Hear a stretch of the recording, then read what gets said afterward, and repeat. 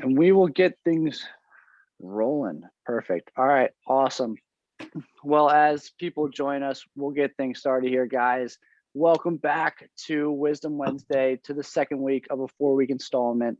I am your host, Kyle Savick, the men's ministry coordinator for FCA Lacrosse. And guys, here on Wisdom Wednesday, each week we're going to aim to bring you a prominent name in the lacrosse world and get an opportunity to hear parts of their story, ask them some questions, and have them break down some film and skills that guys help you develop as better lacrosse players.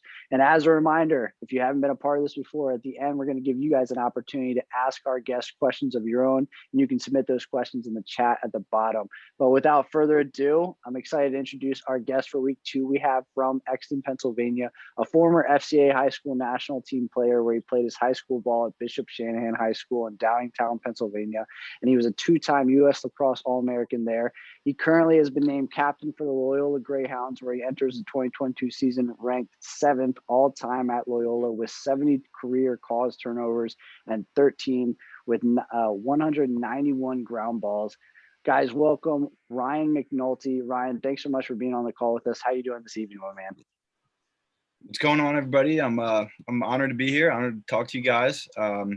Anything FCA ever needs me for or wants to involve me in, I'm always there. So just happy to be here.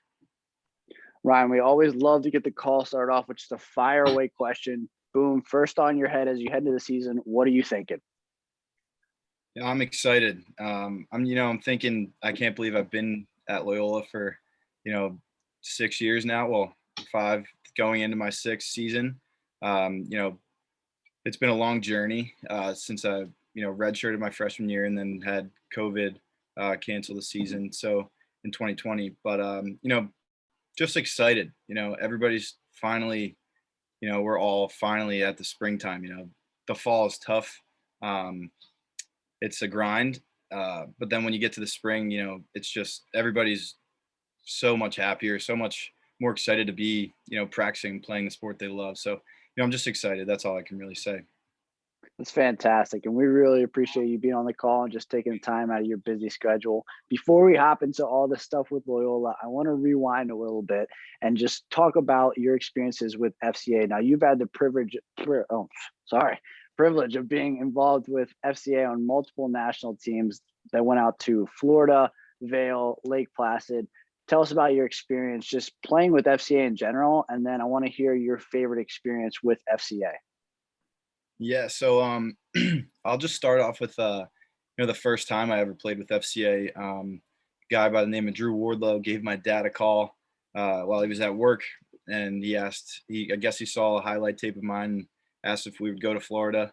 And I remember leaving school, and he told me, this guy wants you to come play in Florida, this national ESPN Worldwide of Sports. It's FCA, Fellowship of Christian Athletes, and boom, I was like, I'm in.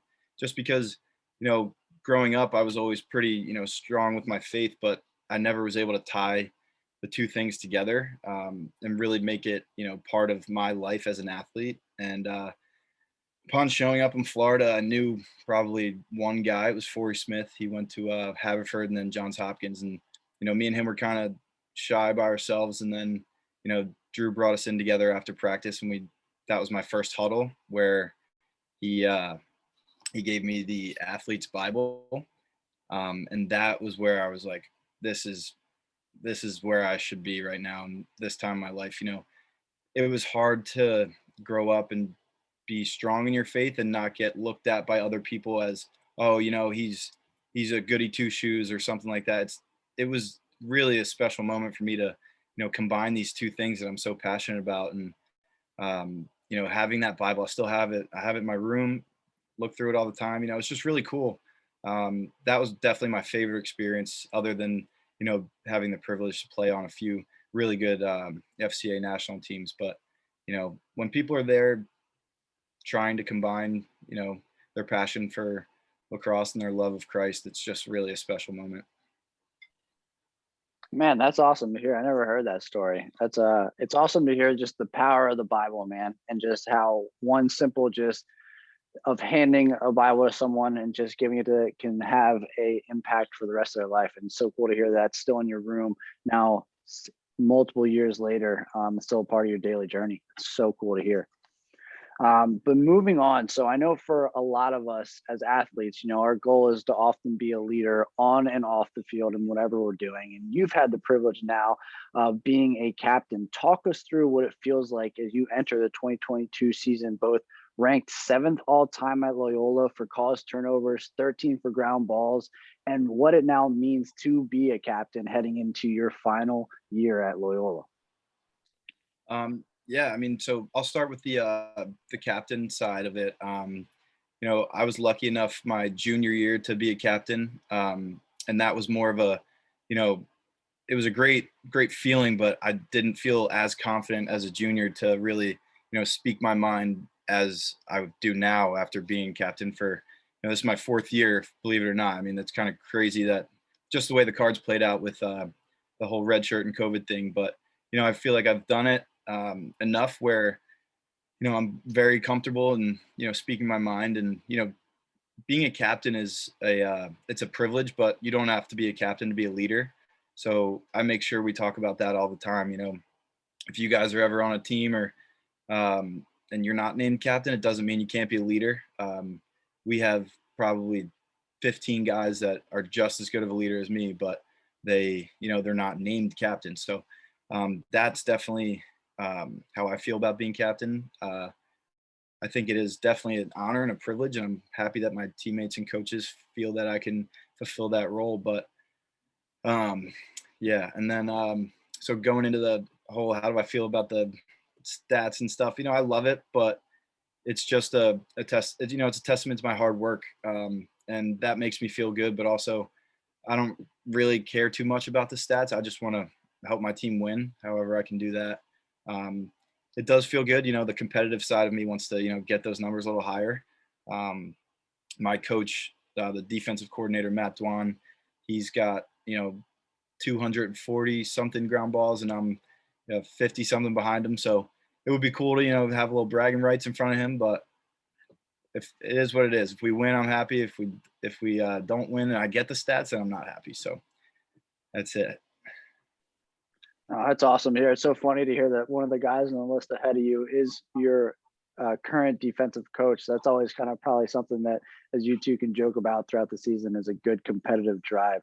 I love hearing that the competitiveness comes into play, and I think that's important too. As we talk about, as we're players, we're athletes, right? We're all competitive. We love to have that drive, and how we utilize it and how we control ourselves is a big part of the game. But I wanted to dive into you personally now, and I want to talk about the details of the day-to-day life of Ryan McNulty, right? So walk us through a little bit of your daily life from wake up to going to bed. What is it like to be a Division I student athlete, having to balance school, athletics, social life, your spiritual life, and just all of that in between? Yeah. So right now I'm in graduate school, so it's a little different than the normal college, daily life. I got taking 2 online classes right now, which is pretty cool for me. But I'll talk more about what it's like to be an undergraduate and what more of you guys are going to be doing as college athletes, hopefully. But you wake up in the morning depending on what time your practice is. So for us, it's usually 12 to 4 in the spring, and then we got classes from depending on what you scheduled, 8 a.m. to right up before practice. Then after practice, you got more class, and you got to eat. So it is a busy schedule, but you just gotta always. That's why having faith and being like religious, not religious, but being a good Christian, is so important when you're that busy and you have such a busy schedule, because it puts a smile on your face and it gives you reason for what you're doing. I think that some of the things that I do are super important for, balancing my, athletic life and my faith. One of these things you guys can probably do too. So I'm sure everybody's going through stretching before practice, and, you count, 1 to 10 or whatever. So after every number, when we're stretching, I just repeat in my head, thank you, Lord Jesus, for this day, or something like that, just to keep me grounded and keep me grateful. Um, you know, I don't say it out loud. Nobody really needs to hear it, but it's something for me that I can, stay in touch with, my faith even while I'm on the lacrosse field. And then it also, takes your mind off of the pressure of playing lacrosse. I know it's tough sometimes. You guys always want to do super well, but if you're, focusing on playing for the glory of God, or playing for an audience of one, like Carson Wentz says, that audience of one is God. You don't need to please anybody else. So that helps me play well, I think. I'm not trying to please my coaches, the fans. I'm just out there playing with the gifts that the Lord gave me. So you know, that's what I'm doing on the daily life. But it is definitely a busy, busy schedule. I know guys right now are, waking up for their 8 a.m., getting something to eat. They got another class. Then you got film, practice, lift. Then you got to eat again because, athletes need to fuel their body, and then another class, and then repeat the process. So it's tough, but definitely got to make sure you're staying happy through everything you guys do. Man, that's fantastic. That's incredible to hear, and I appreciate you sharing. I know for a lot of these guys too, where lacrosse is kind of just it's something that's for fun, and it's something that kind of you have a practice or so throughout the week. For you, you're kind of explaining and talking about a rigorous schedule of lift, film, and practice, and sometimes even more conditioning outside of it. All these things, how do all these things kind of come to play to make you guys successful? I think it's all about, the motives of guys. If one saying that I absolutely love and I always repeat to our team is, be where your feet are. So that means if you're at practice, you're not thinking about whatever you have to do after that. You're not thinking about school, not your girlfriend, you're not thinking about anything else but where your feet are. So if you're in class, no distractions. It really helps ground myself. And I think that that's a lot of the guys' mindsets as well. If you're where your feet are, you're not distracted, and you're doing what you can do to be the best version of you, really. No, I love it. And you can tell that the guys on the team, as well as yourself, and just the Loyola atmosphere has had that kind of mentality. And it's been great to see that, Loyola has had some tremendous seasons, right? Last year was no exception to that. I know, obviously, kind of a heartbreaker. Talk to us about last year after this heartbreaking loss to number 2 Duke at the time in the second round of the NCAA playoffs. For those of you who don't know, Loyola had an amazing run. Unfortunately, they fell just short, losing 10-9. What did you learn from that moment, and how has that motivated you guys heading into this season? You know, the day that we lost that game, I have this little book with our schedule, and I circled it and I just put it in my room. So Duke really, they put a sour taste in my mouth for sure. But it definitely gives our team more confidence because a lot of our team is veterans. Fifth years. A lot of guys, younger guys that have played in that scenario, that environment. So now I think when we get back there this year, we're not going to be, oh, we're in the quarterfinals and let the hype get up to us. We're there for one thing, and I seriously cannot wait to lace up the cleats against the Blue Devils because Loyola has never beaten them. So definitely hurt that it was a playoff game, but man, it's just firing me up right now. It really fuels the guys because you need losses to learn. If you're a winning team, you're undefeated. You're not able to take those lessons from what a loss gives you. So I think that we've taken what we can from that and we've flushed it, and just can't wait to I just cannot wait to get out there against those guys. Yeah, I feel like that has just been a huge, learning moment for you guys, and you talked about it a little bit. And for you as a team, I feel like that type of adversity for you guys, is that something that just has been a motivator for you guys? Was it in a weird way helpful? Did it kind of give you guys the momentum to kind of, you feel, move forward this season? Yeah, I think it definitely does. um, you know, like I said, losing is a lesson, but we have a retreat every fall where our whole team goes to the Loyola Retreat House for just a couple days. Our head chaplain for the team and head chaplain at Loyola actually comes, and we put a booklet together and we go through certain themes. And the past couple years have been centered around how do we battle through adversity, and the way to do that, what we came up with is there's plenty of different reasons, but it's your mindset going through it, and it's how you react when adversity hits. If you something happens that you're not happy about, or that kind of ticks you off a little bit, if you're going to react pouting and just down on yourself, then you're not going to have a positive outcome. But if you take what the situation is, look at it, learn from it, and then throw it away, that's how you become better. And that's how our team is kind of putting that mindset on, really. No, I think that's a great point, and just that continuous positive attitude. And I think like that's something that, as long as I've known you, I've had the pleasure of getting to know you personally over the past few years. And I know over those years, you've continued to show that your faith is a priority in life, as well as having that positive attitude and that mindset. And I'd just love to hear from you. Talk to us a little about what it means to live out that faith, both on and off the field, and why it's been such a big part of your life growing up. Um, wow. I mean, like I said, um, it was tough at first. I mean, especially being a freshman in college. I remember, I was pretty honestly very, very solid in my faith at that point, and I was kind of worried about what the team atmosphere is going to be like.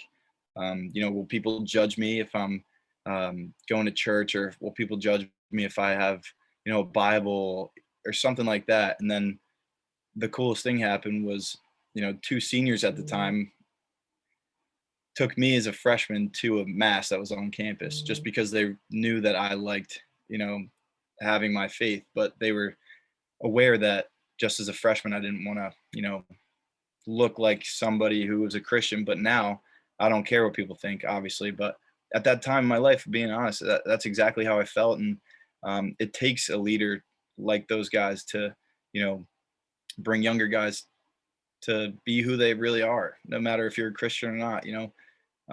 They really allowed me to be who I was at that point. But I would say it's, I think it has a stigma around it in the athletic community. A lot of people are um, acting on social media, like posting Bible verses or something like that. But actually, like you said, living out your faith, in college, that just means, doing the right things and making smart decisions, and, reading the Bible and really getting out the best that you can from it. I don't know really how to describe that, but it's just consistency, really, is what I would say, because everybody in college goes through a learning period, and I definitely did. Um, but yeah, living out the faith. I mean, it has got me to where I am today, and I couldn't be more happy with you know my faith journey, the ups and the downs. Hope that And I answered. appreciate.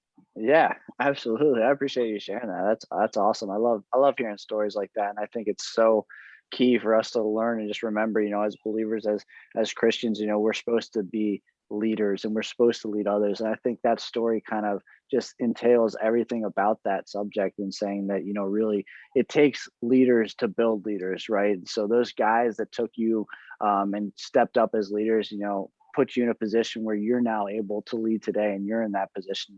And it probably might not have happened if those guys didn't decide to be leaders. And so it's just cool trickle down effect that we as Christians and we as believers have to be able to be leaders and make leaders. So that's just an awesome testament to that. So I appreciate you sharing that. Of course. Well, guys, we are going to hop into the next part of our segment here, and it's the X and O's version. And Ryan's going to take us through some game film of what it takes and what it looks like to be one of the top LSMs in the nation. So, Ryan, go ahead and share your screen. Take it away for us. All you, man. All righty. Let me just get here real quick. Sorry. All right. 1 second. Just got to move this bar real quick. All right.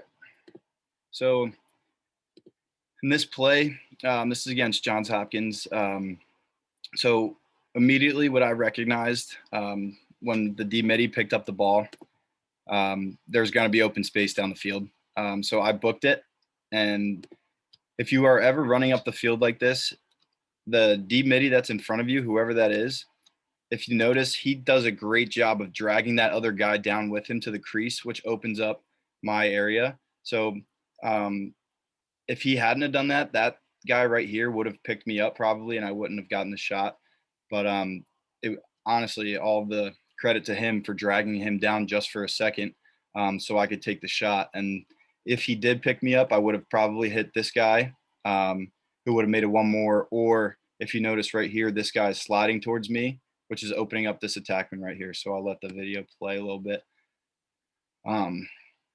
So this is just little ground ball action. So I am on the defensive side of the field right here. As a pole, you usually want to be behind your face-off guy, so you prevent the fast break. But a big thing here is, goosing the ball to yourself in a scrum like this and just getting it to space, and then pushing the field. So here I probably threw a little bit of an unnecessary behind the back, but it worked. But yeah, just big thing on that is, goosing the ball to yourself and getting it to space so guys can't check your stick. So this next clip right here, I am right here on the crease. It was transition play, and just running down, just trying to get a little offense in. If you'll notice, I have a offensive midi stuck on me, and his job is to, take me away as the pole. But what I noticed right here is that he's subbing out with me, thinking that I'm going to the box, but his head is down. He's not looking at where I am. So I quickly take a peek at him, notice that, give a little back cut, and then that opens me up for a free shot. Also, if this guy were to pick me up, it's just a quick one more. You're not doing it for a shot, really. If it happens, it happens. But, it's kind of just a thing where you got to recognize if you're subbing off the field, you might be able to create a pretty quick transition opportunity. Sorry, this clip is a little messed up. To go to the next one. So this one is against Lehigh. So this is a little bit more defensive clip here. I am at the top of your screen right here, chasing the other number 55. This is a zone defense that we were running. It's like a basketball zone. It's a 3-3. I am the pole in the middle spot. So my job is to, kind of not allow anyone to get these deep shots off. So one thing that I did right here, which is a huge, part of my game, is I shove my stick out right in front of where he's passing it. It doesn't take your feet away, it doesn't put you out of position, but it gives you a chance to knock down the ball or pick it off. So I was able to do that and then, create a cause turnover and get up the field. So this one right here, this is in transition as well. I am down here, and I noticed that our close defenseman has came over the field and he's pushing the ball. So what you want to do in these types of situations is whenever the guy that is guarding you slides, you need to get to space. So what I did is wait for him to slide, and then I just flash cut, and I was lucky enough to finish on the crease. But it sucked we lost that game. But so this one right here is a couple more offensive clips, but another transition thing. You notice all of these Navy guys are up the field. The number one rule that most defenses have is get to the crease. Play from the inside out, not the outside in. So I was able to get down the field. I was just on the crease right here. And a little thing, if you ever get a little one-on-one with the goalie, what I usually do is dip and I hard plant with my right foot right here, which is what I do, and then just get the goalie to move and make him drop a little bit. So definitely one thing though, as defenders should know, play from the inside out, not from, the outside in. That's a huge rule that really helps a lot of us.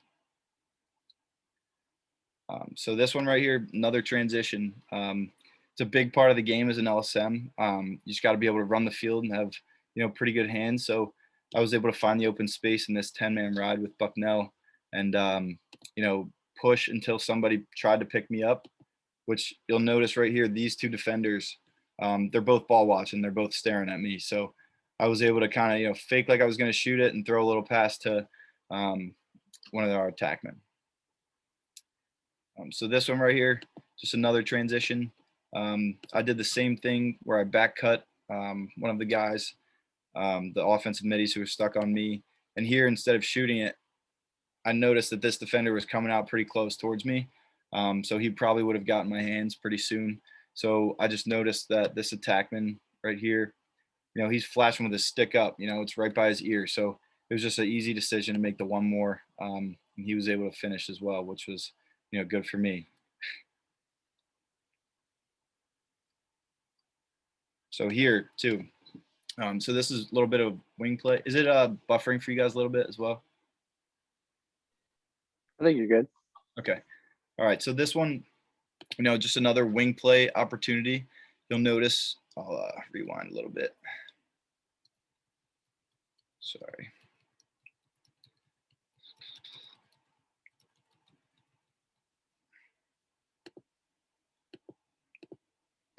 Come on. Sorry about that. All right. All right. So against Syracuse, I noticed as I'm running in that Syracuse, they want it backwards. So it depends on what your coaches say, but our coach says if, they win it clean, I'm allowed to go chase the ball. So I did that. Got lucky that guy missed it, and now I'm running down the field. So here, a lot of good, transition players know how to, look like they're going to pass. Always keep the defender on, on their feet. So I could have passed it here right away, but this defender probably would have been able to, catch up to this attackman pretty quick. So if you'll notice, I just kind of give a little hesitation with the pass, and then get lucky with a little bit of a finish. But no one picked me up, and no one stopped ball. And as defenders, the biggest thing in transition is the point guys stop ball, then the guys rotate behind them. So I just kind of took advantage of Syracuse's defense not sliding there. So here, this was a very, very tough matchup. This is Jack Hanna from Denver. He's first team All-American, great player. He is a type of dodger that not only is he big, he's very fast. So I know that guarding him, I need to get my feet moving quick. So one thing that I do, if you'll notice right here, on my approach, I'm sitting down, as you'll see right here. I am, ready to drop step. Whatever way he goes, I'm ready to open up my feet and run with him. So as he gets his first initial move, you'll notice I throw a little bit of a poke just in case, kind of get in his hands. I'm not sure if you guys know who Romar Dennis is, but I was on the phone with him last night, just kind of picking his brain, trying to, see what he hates as an offensive midfielder from the polls. And one thing that he said to me is, I hate when guys harass me. I hate when they're in my hands and, kind of bug you. So that's kind of what I was trying to do here. And then as he's running down the field, I knew that he was kind of going to, leave his stick hanging a little bit. So I just kind of gave him a trail check and was able to cause the turnover there. So here, physicality, and hitting in lacrosse is definitely kind of controversial just because, that depends on the ref if they're going to call, a penalty or not. But one thing, if you're sliding to a guy, and he's fast and strong, just your stick, hitting him or you're trying to check his stick while he's moving is not going to be enough. So I noticed this pole running down the field. He's not looking at me at all. He's looking at the attackman on this side. So I just knew that this was a perfect opportunity to finally, hit somebody, and just kind of was a clean hit. Didn't hit the head and didn't cross check or anything. But I was able to, make the play there. And then here's another little wing play situation. One thing for, poles in general is when, you're going to get a ground ball, you got to be quick with your stick because people are going to be checking on you quick. So what I usually do is, if I'm in the, vicinity of the ball, quick picking it up and moving it to space, so just a little quick getting it up. And then a huge thing too, you never want to hold the ball for too long. So I noticed that our D midi was, breaking up the field and getting to space. So I didn't want to run with the ball any longer and, take away a transition opportunity. So I was able to get the ball up the field a little bit. So here, this is a 1v1 defense. I'm right here. Again, I'm sitting down, ready to throw a poke and ready to open up my feet. A huge thing that you'll see here that's very effective is, when an attackman's splitting or a midfielder is splitting on you right in front of you, all you got to do is just lodge your stick right in front of them. It doesn't work every time, but it definitely disrupts their dodge. You know, if you're not making contact with the guy, he's just going to be able to run freely. So I was able to throw a poke when he brought his stick in front of his body, and just goose the ball to myself and get the ball up the field a little bit. So here, this is against Duke, the worst team ever. You know, sorry, I'll rewind it.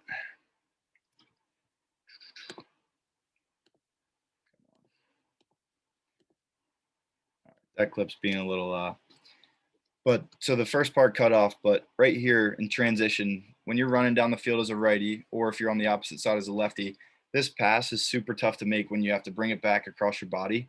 So a quick thing that, you know, I've done this a million times on the wall is just, you know, backhand, backhand, backhand. You just do it until you get comfortable, and then, you know, it's not just going to be like a normal play, but when an opportunity like this presents itself, you can kind of just, you know, use the skills that you know, learned on the wall and flip the ball. So that was pretty important right there.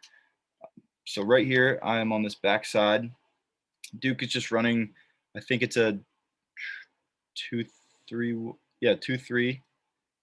And then, so like I said before, as defenders, getting sticks in the lane is huge. So our defense right here, we slide from this adjacent wing to this short stick behind, but a little thing called a haze or a hesitation will always throw off the guy that you're sliding to. So you'll notice right here, I kind of get my stick and body almost in the lane of where he's passing to, and then was just able to pick it off and run to space, and kind of get the ball up the field again. Like I said, if I held the ball any longer, I would have, you know, turned it over.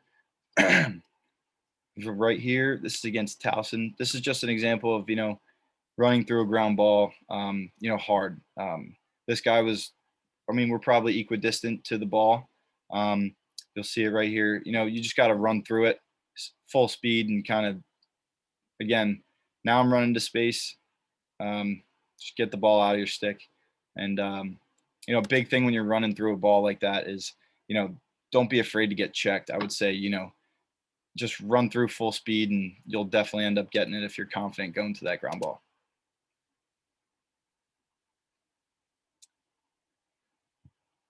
So this is in overtime. One thing that I would say just again is, you know, that ground ball, I might not be faster than this guy, but I definitely wanted it more. So I would say that, you know, if you're the guys that pick up the most ground balls, you know, college, you know, PLL, they are sprinting after the ball as fast as they can, and they don't care if they get checked. So, I mean, I know defenders like us, we don't wear the biggest arm pads or anything, but, you know, I would say don't be scared to, you know, get checked. I mean, it's gonna hurt, but it's worth it to get the ball. And then just here, I mean, this is an overtime, so I'm very careful, you know, with the ball, making sure I get the ball to the right player, right attackman, and get off the field. So here, this is against Duke again. You know, just knowing your awareness on the field. So one thing that I did here is, you know, run through the ball again, like I said, full speed, and then realize who's around you. Don't have your head down when you're picking up the ball. This guy behind me would have checked it. And a big thing too, you got to recognize your, you know, the field awareness. If I miss this ground ball, look how close it is. It's going to be a loose ground ball right in front of my goal. So I need to make sure that, you know, I'm aware of my, you know, surroundings right here. So just again, running through the ground ball, making sure that, you know, you're going full speed.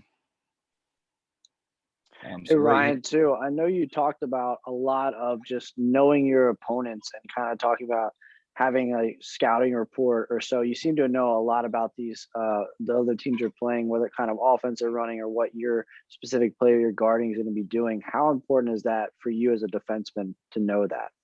Oh, it's huge. I mean, you know, studying their tendencies is definitely a big part. Um, every single game, our coach gives the LSMs a pull priority. So it'll be 3 or 4 guys, mostly 3. So it'll be 3 guys on the 3 different midfields that they run that we want to get our pull to.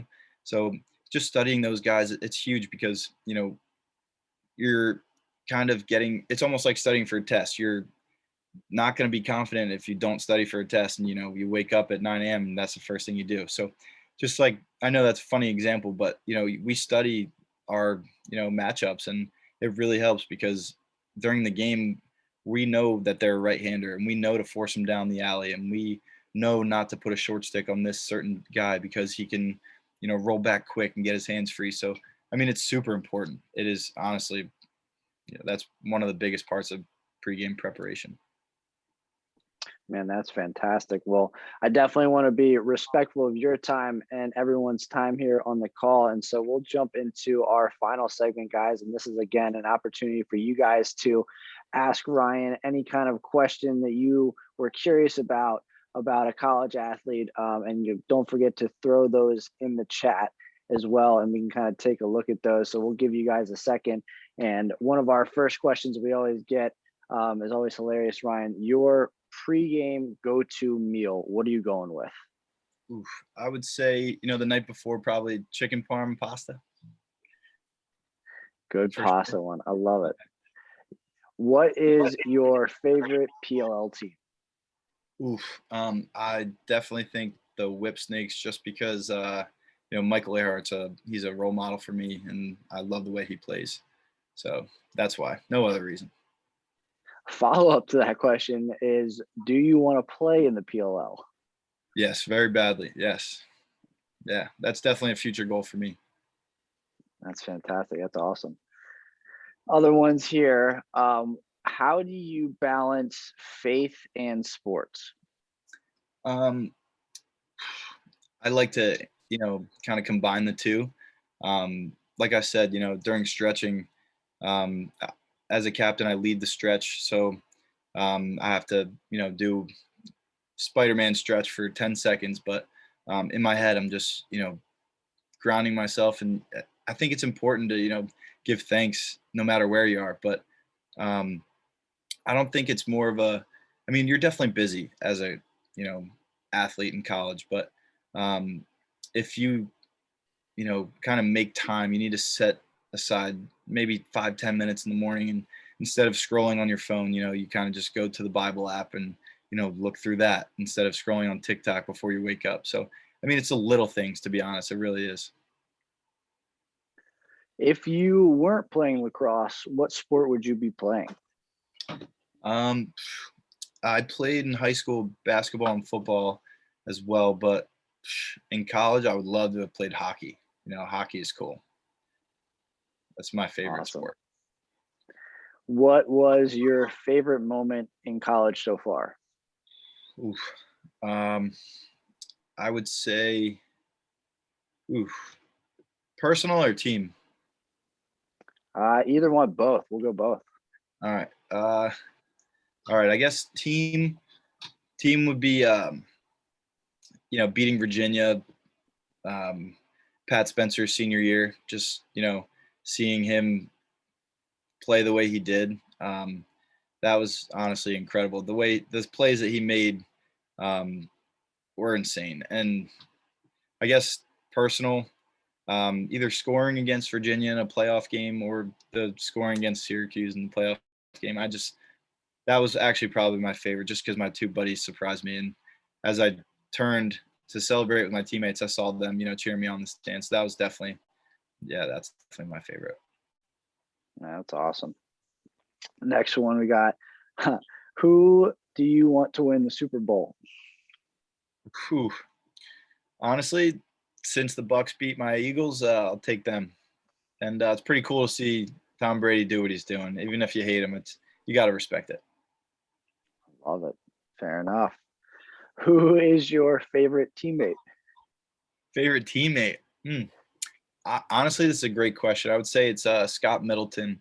He's the other LSM with me, and he's competitive, but he's supportive of me as I am the number one LSM on the team in the depth chart, and he's number two. Obviously, as a competitor and an athlete, you want to be that first guy, but he's this most selfless, supportive type of person, and honestly, he deserves that for sure. Just because, I mean, how hard is it to not be starting, and when you're a fifth, or he's a senior, so he should have the role, and I'm here back for another grad year, so it's probably hard on him, but he never would ever show that, and he's just the most supportive. So got to give it to Scotty. That's fantastic. What is your go-to pregame pump-up song? Oof. Honestly, I like to listen to a little bit of podcasts. Not really Oh, interesting. Okay. calms me down, lets me like take my mind off everything. You know, the music gets old when it's blaring in the speakers. It's just like, all right, maybe that's because I'm older now. For you personally, you talked a lot about scouting, but what do you believe is the best way to prepare for a matchup? How do you feel like you can get that edge on a team? Definitely film, and not just film at practice. It's film on your own. We have a site that you can look up the player that you're guarding and just watch his goals, his assists, his turnovers. So I do that all the time. It's only not only fun, but it's like very helpful. So I would say film. Film is key. Awesome. I know you talked a lot about just different things you do with wall ball. How often do you play wall ball? Every day, 100%. We have a wall in at the stadium right outside of our locker room. So just for me, it's fun. I mean, if it feels like a task or a chore, then it's just like, I have to do this. Well, I like to say, well, I get to do this. John Gordon, he's the famous author. He's incredible, and one of the quotes he says is, no matter what you're doing, say I get, or I get to instead of I have to. So I get to play wall ball every day. I love that. Last question we have for you. I know you've had the opportunity of both playing with FCA and also coaching and being huddle leader for FCA. Which one did you prefer doing? Ooh, um, Definitely both great experience. I love coaching. That's what I want to get into after college. But being a huddle leader is really awesome. You get to see these guys, outside of lacrosse, really, and kind of it doesn't happen often outside of FCA where a bunch of guys can get together and talk about God. So being a huddle leader is really cool. Just because when I was younger, I wanted a cool huddle leader. So that's what I try to be sometimes. Man, that's awesome. We love hearing that. Well, we are going to get things wrapped up, guys. Ryan, last thing, do you have any advice for anybody here on the call? What would you tell them? The "Be where your feet are" quote. That is the best thing. Um, it just grounds you and it keeps you not distracted, and it makes you happy almost. If you're constantly thinking about being somewhere else when you're right here right now, it's a toll. It takes a toll on you. So I would say be where your feet are. That's awesome, man. I love it. I love hearing that. Well, Ryan, thank you so much for being on the call. Guys, thank you so much for joining us for another episode of Wisdom Wednesday. Be sure to be on the lookout for Ryan and Loyola this season as they go to compete for a national championship, another Patriot League championship, man. We're excited. We'll be looking out for you and just really appreciate you being on the call with us. Thank you so much, man. Awesome. Thank you so much. Appreciate everybody. Thank you. Appreciate you guys. We'll see you next week.